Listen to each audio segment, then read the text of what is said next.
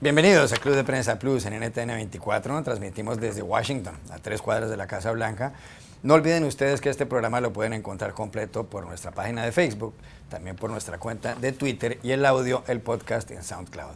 Les doy la bienvenida hoy a los invitados. En primer lugar, la corresponsal de EFE, la Agencia Española de Noticias, Raquel Godos. Bienvenida como siempre a esta mesa. Gracias, Juan Carlos. José López Zamorano, jefe de la Agencia Mexicana de Noticias Notimex, bienvenido también. Gracias.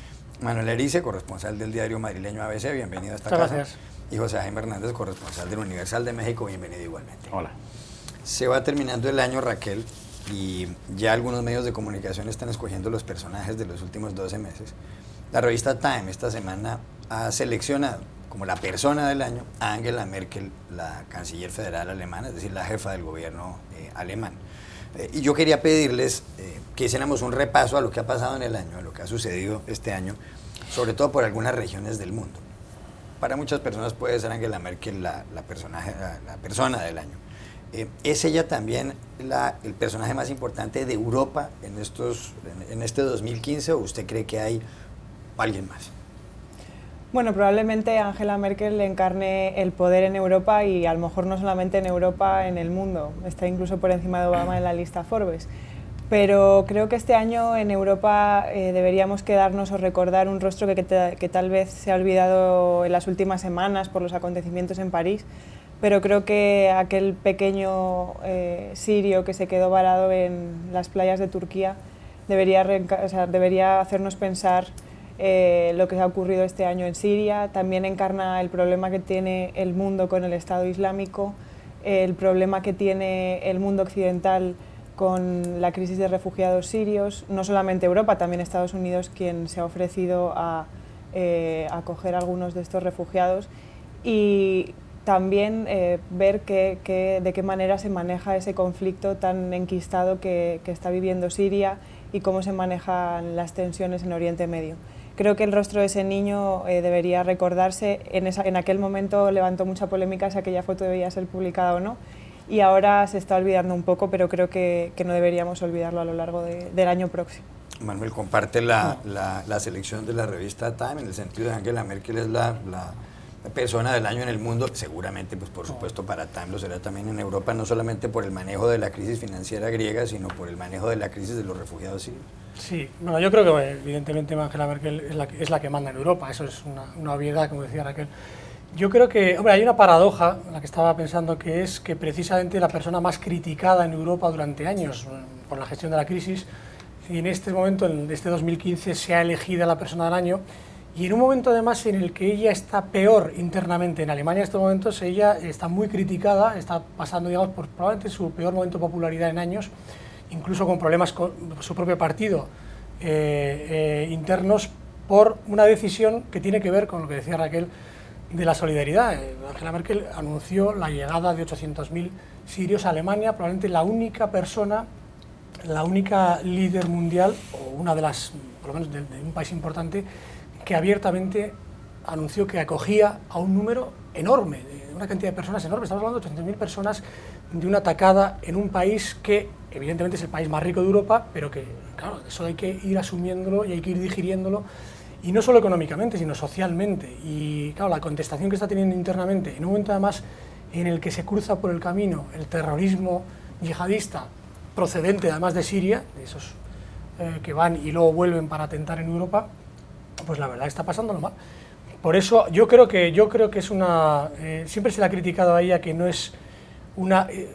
que tiene una falta de liderazgo, como podía tener en su día pues los Adenauer, o en fin, todos los padres europeos, y probablemente los que vinieron después en los primeros años, los años 80 y 90, pero yo creo que sí es justo reconocer que ella, frente o incluso contra, sabiendo que tiene en contra mucha gente en Europa, ha sabido asumir esa responsabilidad. Y también es justo reconocer que, aunque se pueda criticar que efectivamente en su día fue muy dura desde el punto de vista de los recortes, desde el punto de vista de los gastos en Europa, pues Europa está saliendo poco a poco de la crisis y en este momento ya está creciendo, aunque sea de una manera moderada. O sea, yo creo que tiene su contrapunto y su paradoja, pero no me parece una mala elección. José Jaime, que ha sido corresponsal en Madrid y en Bruselas. Yo coincido, yo creo que Habría que pensar lo que le ha costado a Angela Merkel figurar en esta portada de Time, porque, como dice Manuel, efectivamente está pagando un precio muy elevado a nivel interno.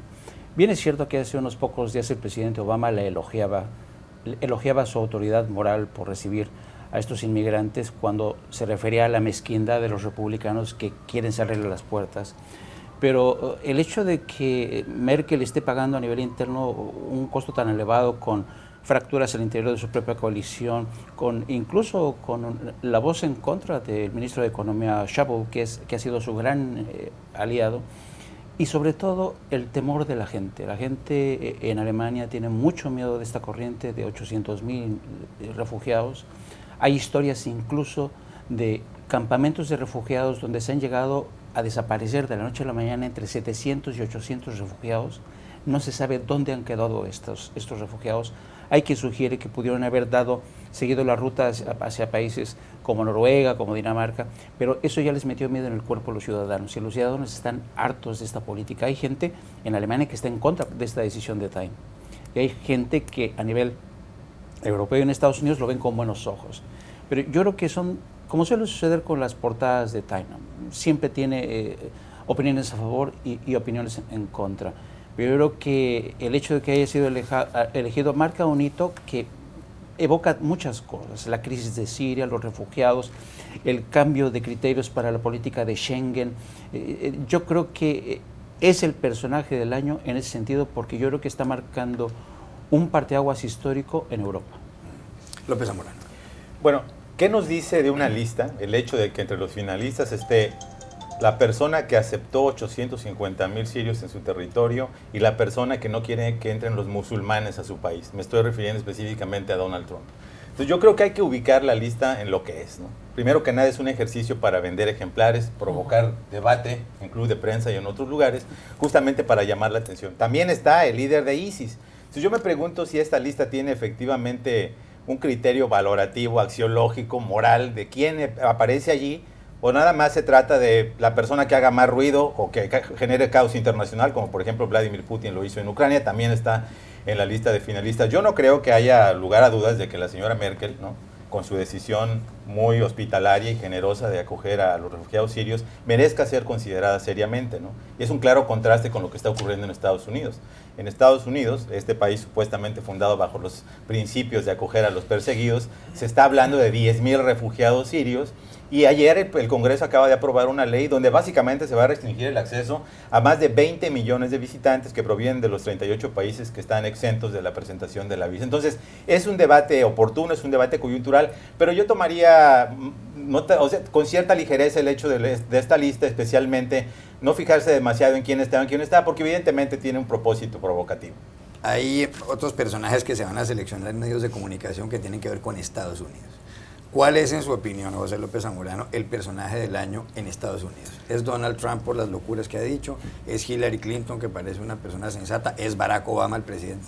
Te voy a decir que yo escogería como personajes del año a un trío de empresarios, algunos son adoptados y otros son locales, que me parece han tomado la decisión oportuna y sabia de seguir un poco los pasos de Steve Jobs en Apple y de utilizar su fortuna para cambiar el mundo. Estoy hablando de Jeff Bezos, de Elon Musk y de Mark Zuckerberg, ¿no? Creo que la decisión de estos relativamente jóvenes empresarios de utilizar sus fortunas multimillonarias para lanzar proyectos que realmente podrían cambiar el destino del mundo, ¿no?, como otros lo han hecho, no son los únicos, pero me centro en estos, creo que es importante. Jeff Bezos, con la decisión de lanzar Blue Origin, la posibilidad de que quizá en algún día en nuestras vidas podamos ir al espacio de una manera más o menos asequible, ¿no?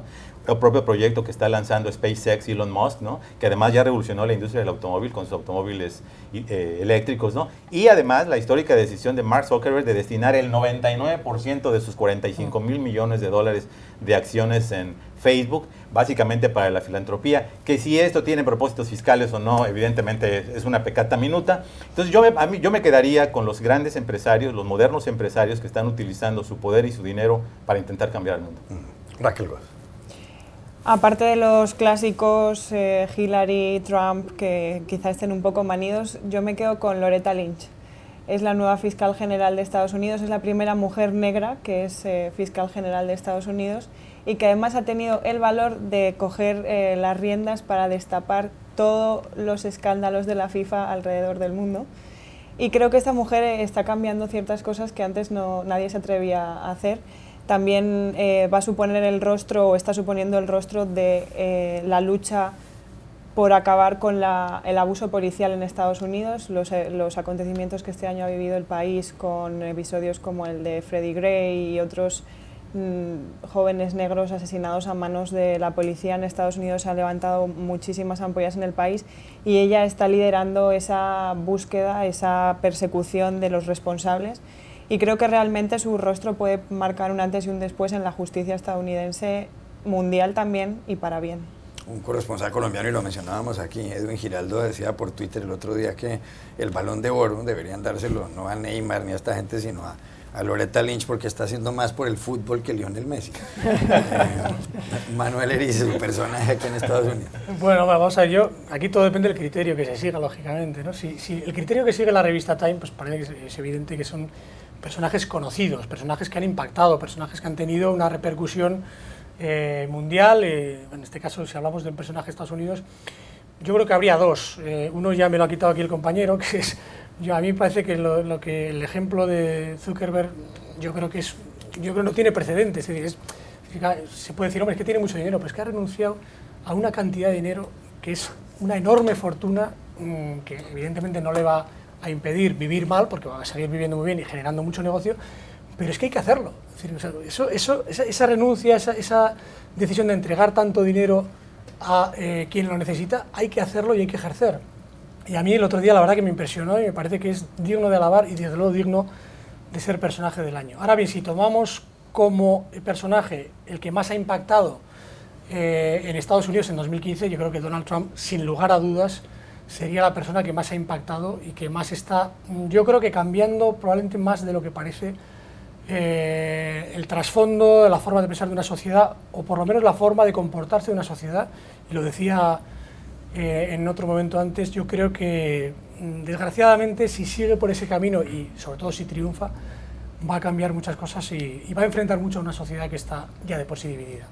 José Jaime Hernández, ¿quién ha sido el personaje del año del 2015 aquí en Estados Unidos? Fíjate que yo creo que elegir un personaje del año se ha complicado, se ha convertido en un ejercicio complejo, porque yo creo que como periodistas hemos contemplado en el curso de los últimos años cómo esta, diría yo, esta realidad mutante cambia a una velocidad impresionante. Ya no estamos seguros de muchas cosas. La realidad es muy volátil y entonces los valores cambian. Ya no sabes cómo jerarquizar muchas veces la información, qué es lo que manda un hombre que se convierte en mujer después de una operación, qué es lo que llama más la atención en Twitter o en Facebook, o un personaje como Obama. Yo en lo personal elegiría, por las malas razones y porque creo que se lo ha ganado con derecho propio, es Donald Trump. Es innegable que Donald Trump ha ingresado, le ha dado una patada a la puerta, se ha impuesto, nos guste o no, insisto, por las malas razones, porque creo que es un personaje que ha marcado y seguirá marcando la campaña presidencial en Estados Unidos, y además ha tenido eco y resonancia en todo el mundo. El pronunciamiento para tratar de bloquear o prohibir la entrada a los musulmanes ha encontrado resonancias en todo el planeta. Y por las buenas razones yo elegiría a Travis Kalanick, el presidente ejecutivo de Uber, porque a pesar de que su modelo de negocios sea polémico, creo que Kalanick ha conseguido convertir este modelo de negocios en tabla de salvación en un mundo donde la precarización del mercado laboral avanza a grandes zancadas. Hay mucha gente que ya no tiene más remedio que convertirse en un Uber. Ya puede ser un estudiante o puede ser un adulto de 60 y tantos años retirado que no le alcanza su pensión. Yo creo que este modelo de negocios ha irrumpido a nivel mundial. El valor de la empresa Uber ha alcanzado niveles récords, más de $70,000 millones.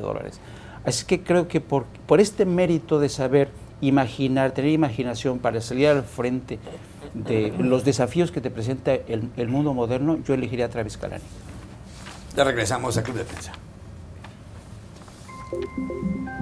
Volvemos a Club de Prensa Plus en NTN 24 desde Washington. José Jaime, ¿quién puede haber sido el personaje más importante en América Latina en el 2015? ¿Es Mauricio Macri porque ganó las elecciones en Argentina y puso fin a 12 años del gobierno de los Kirchner? ¿Es alguien de la oposición venezolana por haber ganado las elecciones de manera aplastante contra Nicolás Maduro? ¿Es Juan Manuel Santos por estar llevando adelante un proceso de paz en Colombia, aunque no se ha firmado todavía? ¿Quién es el personaje del año en América Latina? Yo igual, actuaría eligiendo por las malas razones a Nicolás Maduro. Creo que se lo merece. Creo que es un conductor de autobuses que ha sabido estar a la altura de sus circunstancias y de su biografía. Ha demostrado... Con todo respeto por los conductores de autobuses. Con todo respeto por los conductores de autobuses. La inmensa mayoría son personas muy respetables, ¿no? Pero como jefe de Estado ha sido muy buen conductor de autobuses, Nicolás Maduro. Y yo creo que es muy triste, es lamentable la forma en que él mismo se está acabando su tumba política, echándose encima a todo un pueblo que está desesperado, que ya no puede aguantar una situación y que insiste en atrincherarse. Yo elegiría por esa razón a Nicolás Maduro, por las malas razones.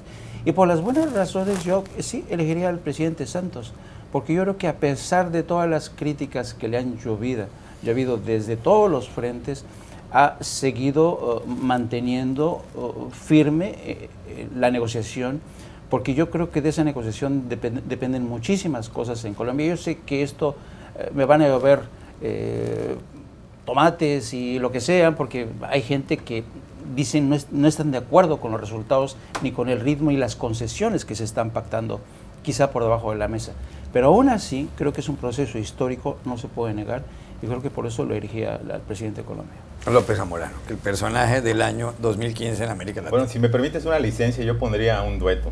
Y me pasaría un poco de la cronología del año, porque creo que la decisión del presidente Barack Obama, que no es latinoamericano, y del presidente cubano Raúl Castro, de poner fin o tratar de poner fin a décadas de hostilidades entre Cuba y Estados Unidos, digo, aunque teóricamente empezó esto el 17 de diciembre formalmente, ¿no? Estamos a punto de cumplir el primer aniversario. Creo que es un modelo ejemplar para realmente hablar de cómo puedes establecer relaciones cordiales, operativas, aún a pesar de que prevalecen profundas diferencias entre dos países, diferencias culturales entre dos pueblos, de cómo se pueden construir puentes y cómo es mejor a través del diálogo tratar de acercar posiciones que hacerlo como ocurrió, con la indiferencia o a veces con la hostilidad. En la medida que este ejercicio de acercamiento tenga frutos, obviamente hay cosas pendientes muy importantes, todavía sigue vigente el embargo económico a Cuba, sigue vigente el viejo reclamo de la isla de que le retribuyan por la indemnización de las propiedades, sigue el tema del regreso o la devolución de Guantánamo, y por parte de Estados Unidos obviamente sigue habiendo este reclamo de que haya mayor apertura política, pluralismo, elecciones transparentes, democráticas. Este tema no se va a resolver pronto, pero creo que la idea de poner esta cabeza de playa, ¿no?, como un modelo de relación entre Estados Unidos con sus enemigos, evidentemente el presidente Obama también lo hizo ya en el caso de Irán, para el caso de América Latina, donde tradicionalmente ha habido una gran polarización de la posición y de la visión que se tiene de Estados Unidos, aun cuando esta se ha matizado en las últimas décadas, creo que es un importante ejemplo para el resto del mundo. Raquel Godos, que ha sido corresponsal en Colombia. Bueno, estoy de acuerdo con Jaime en todo lo que ha dicho sobre Santos, y aquí Zamorano me ha quitado a Obama como personaje latinoamericano, pero les voy a robar a ellos a un mexicano. Creo que Alejandro González Iñárritu hizo un gran papel este año llegando a los Oscars por todo lo alto. Creo que es muy importante que haya latinoamericanos que entren tan fuerte y tan de lleno en el mundo cultural a nivel global, y que además alcen la voz para reivindicar los derechos de los latinoamericanos en este país, para reivindicar los derechos de los inmigrantes, y creo que Iñárritu es digno de mención, por lo menos para poder poner a alguien ahí en el mundo de la cultura que también tiene mucho que decir, mucho que reflejar, y el cine al fin y al cabo también es un elemento de reivindicación y de reclamo social, así que vaya Alejandro ahí. Yo me sumo totalmente. Totalmente. Manuel Erice, con esa mirada europea de América Latina, ¿cuál es el personaje del año del Río Grande a la Patagonia? Vamos a ver, yo si partimos de la base con el criterio del cambio, yo creo que ha habido dos países en 2015 que han supuesto el gran cambio, ¿no?, que son Argentina y Venezuela. Si podemos hacer mejor dos caras de una moneda, la cara buena, en Venezuela yo me quedaría con Lilian Tintori, con la mujer de Leopoldo López, que ha representado una lucha por la libertad, una lucha firme, decidida, valiente, de una mujer muy curiosa, que tiene además una vida curiosa, es una mujer deportista, una mujer siempre muy peleona, y de esas mujeres que realmente son capaces de llevar adelante cualquier empresa, por difícil que sea. Y yo creo que era una empresa muy difícil, y creo que ha sido el gran catalizador de la oposición en Venezuela, y probablemente la que ha logrado unir a la oposición, cosa que en Venezuela es bastante complicado y difícil, como sabemos. Y esa sería la cara buena que ha logrado, digamos, el cambio, por lo menos el principio del cambio. Yo creo que en Argentina la cara mala la representaría Cristina Fernández Kirchner, que es la perdedora, aunque es verdad que no se presentaba a la reelección en Argentina, pero que de alguna manera representaba a ese kirchnerismo que ha terminado perdiendo, terminado derrotado a manos de Macri. Y yo creo que Argentina también supone un cambio muy importante que va a repercutir en toda América Latina, y que además, bueno, esperemos que sea también el principio de un cambio a mejor de un país que ha sido muy mal gestionado durante muchos años, y que, en fin, de alguna manera son las dos caras, a mi juicio, de la moneda. Ya regresamos a Club de Prensa. Volvemos a Club de Prensa Plus en NTN 24 desde Washington. José Jaime, en este repaso sobre los personajes del año, ¿cuáles han sido los más malos? Las personas más dañinas, más perjudiciales en el mundo en el año 2015. Ha habido bastantes. Yo creo que esto es un año bastante pródigo en personajes nefastos, pero yo me quedaría con Bashar al-Assad, que es un personaje que se ha resistido con todo, que no le ha importado que hayan muerto más de 300.000 de sus ciudadanos, que no le importa que 6 millones hayan sido expulsados de su país, que lo único que interesa es mantenerse con esta guardia pretoriana que lo sigue protegiendo en el ejército, en el poder, y es lamentable cómo ha hecho sufrir, cómo ha hecho que su pueblo soporte este calvario ante la mirada, y además haya permitido que su país se haya convertido nuevamente en terreno de disputa de confesiones religiosas, de ideas extremistas, de ambiciones geopolíticas de Vladimir Putin, de intentos de Estados Unidos un poco por mantener la estabilidad, una estabilidad imposible. Yo creo que se ha convertido en un personaje nefasto que ha hecho mucho daño. Yo me quedaría con Bashar al-Assad. Pepe. Yo me quedo con Donald Trump, francamente.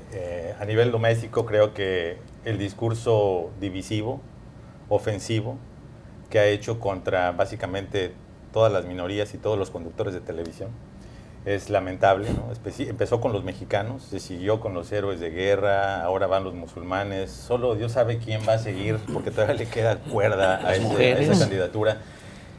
Es preocupante pensar que Trump no refleja, quiero creer que Trump no refleja el electorado de Estados Unidos, sino que desnuda algunos de los sectores más retrógradas de la derecha, y que no sea un referente político de aquí en adelante. Entonces, ojalá sea un fenómeno que se extinga con este ciclo electoral, no porque me preocupe la supervivencia del Partido Republicano, muy lejos de eso, sino simplemente porque este país es mucho más que eso. Este país ha logrado reinventarse y redefinirse y plasmar esas transformaciones en leyes, y creo que una candidatura como la de Donald Trump es regresar el reloj para la inversa, y eso no es bueno para Estados Unidos. ¿Quién ha sido muy malo en este 2015? No puedo no estar de acuerdo con Zamorano. Me parece que Trump ha hecho un papel nefasto, no solamente a nivel doméstico, sino a nivel mundial, porque la capacidad que tiene de influencia cada vez que abre la boca es impresionante, ¿no? Pero creo que por regresar a Latinoamérica, Maduro se lleva la palma en muchos sentidos. Me preocupa especialmente esta guerra gratuita que abrió con Colombia, y que, bueno, Colombia llevó de la manera más diplomática posible, pero que al fin y al cabo era un ataque gratuito por todos los problemas internos que él tiene. Creo que ese tipo de prácticas afectan mucho a la intención que tiene América Latina por construir democracias fuertes, instituciones fuertes, y me parece muy preocupante que personajes como Maduro irrumpan en la política latinoamericana para dar pasos hacia atrás. Pero bueno, parece ser que los propios ciudadanos venezolanos se están dando cuenta de ello, así que pongámosle un punto de esperanza. Manuel Erice, ¿quién fue el campeón de la maldad? Bueno, el más perjudicial, el personaje más perjudicial en este. Si hablamos de maldad maldad de verdad, o sea, maldad de mal. Yo creo que al-Baghdadi, el líder del Estado Islámico, sin duda es el más malo. Es decir, yo que estoy de acuerdo con todo lo que han dicho mis compañeros, pero si hablamos de maldad por naturaleza, hombre, esas imágenes de personas decapitadas, de inocentes decapitados, de periodistas, de cualquier tipo de persona secuestrada, capturada y decapitada y que representa pues el mal en mayúsculas, yo creo que se llevaría la palma. Yo coincido con todo lo que han comentado mis compañeros en el reparto, pero haría una mención especial a Vladimir Putin, porque yo creo que es un poco el Rasputín del siglo XXI, ¿no?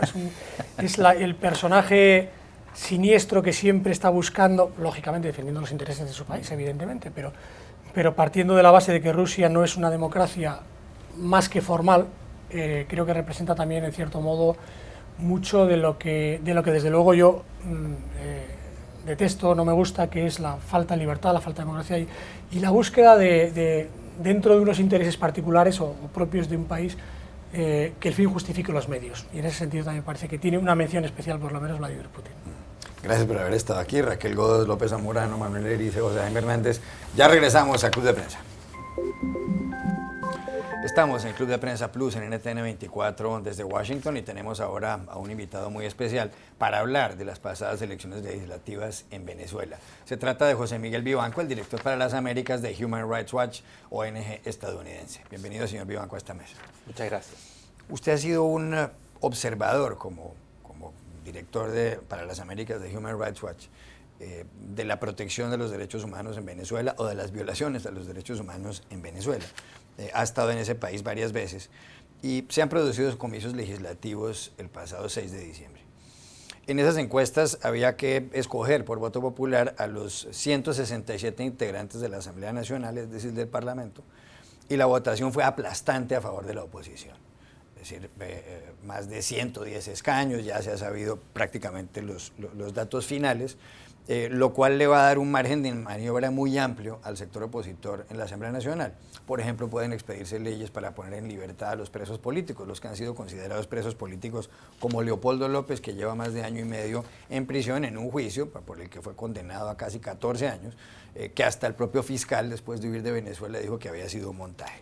Muy bien. El chavismo, el Partido Socialista Unido de Venezuela, encabezado por el presidente Nicolás Maduro, obtuvo menos de la mitad de los votos de la oposición.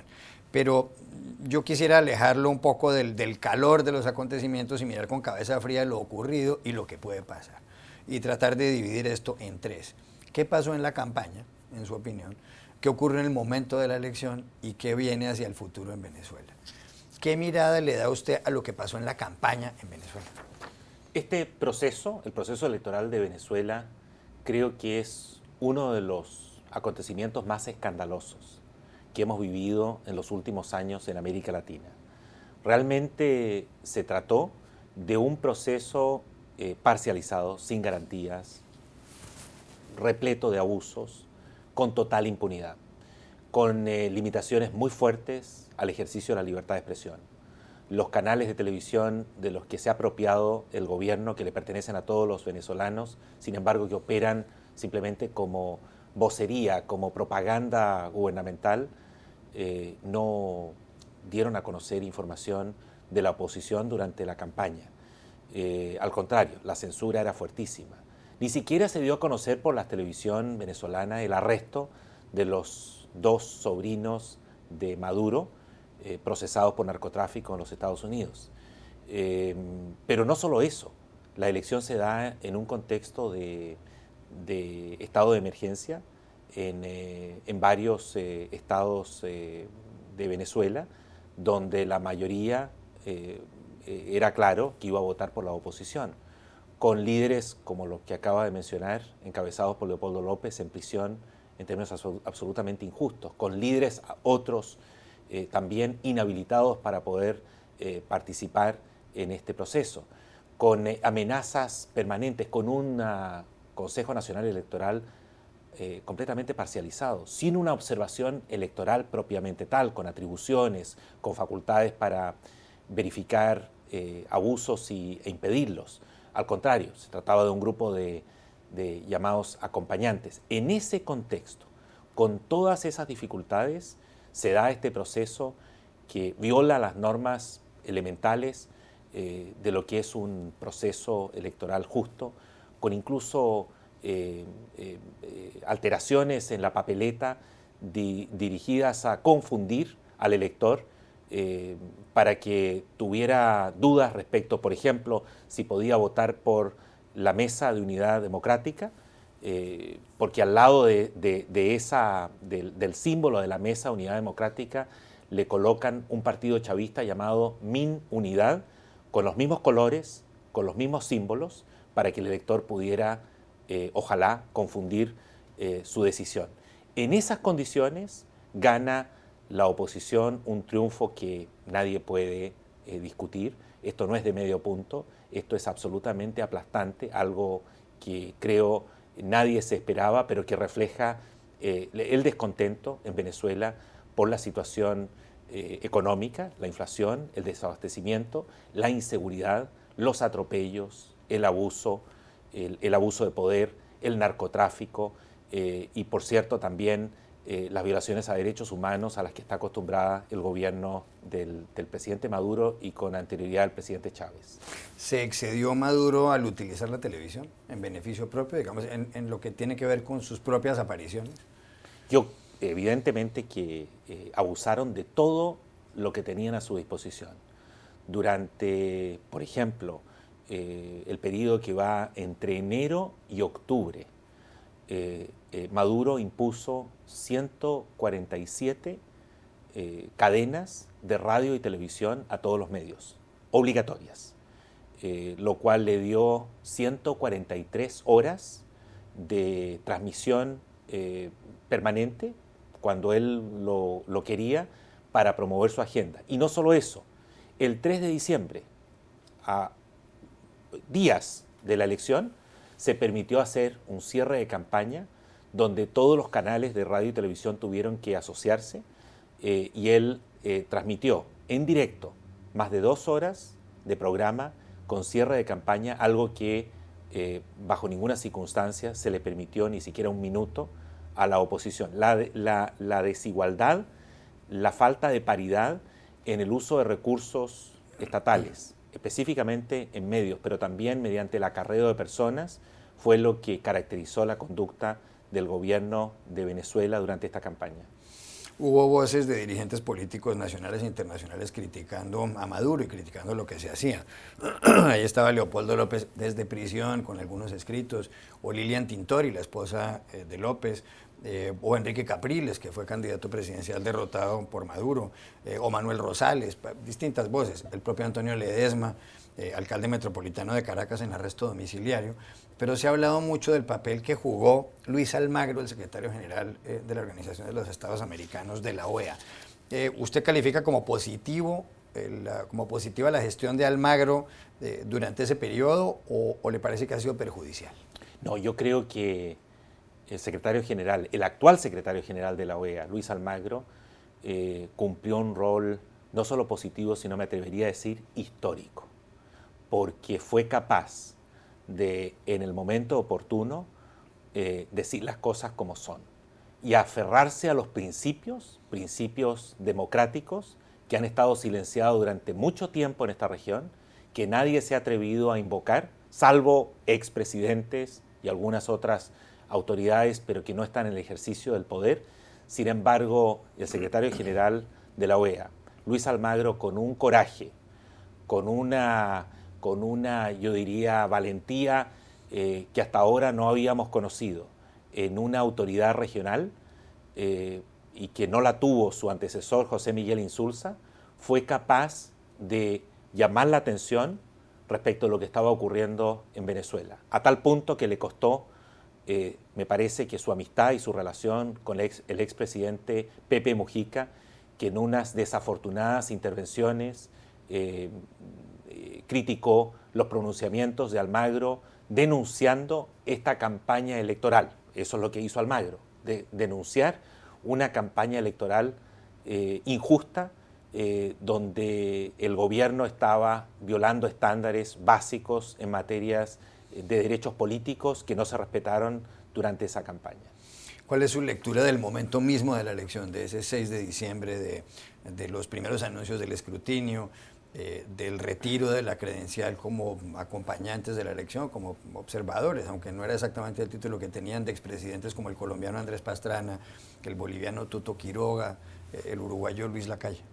Yo creo que la presencia de los expresidentes, la presencia de diputados y senadores de países democráticos de esta región y también de Europa permitió darle apoyo y confiabilidad y reducir el miedo, el temor que el electorado en Venezuela sentía respecto de la participación electoral. Creo que aquellos que tenían dudas que les podían cometer fraude, gracias a una presencia que no contaba con realmente herramientas, con los dientes y con las atribuciones necesarias para defender el voto desde la comunidad internacional. Sin embargo, el que estaban en Venezuela, además distribuidos en distintas regiones del país, creo que le dio confianza al electorado y es lo que en buena medida también explica la enorme participación electoral durante esos días. Evidentemente que el gobierno recurrió a lo que usualmente acude, y es el abuso, es la amenaza, la intimidación. Eso es lo que explica el retiro de las credenciales de los expresidentes, pero al mismo tiempo dilató lo que fue la entrega de los resultados. Allí había unas dilaciones inexplicables.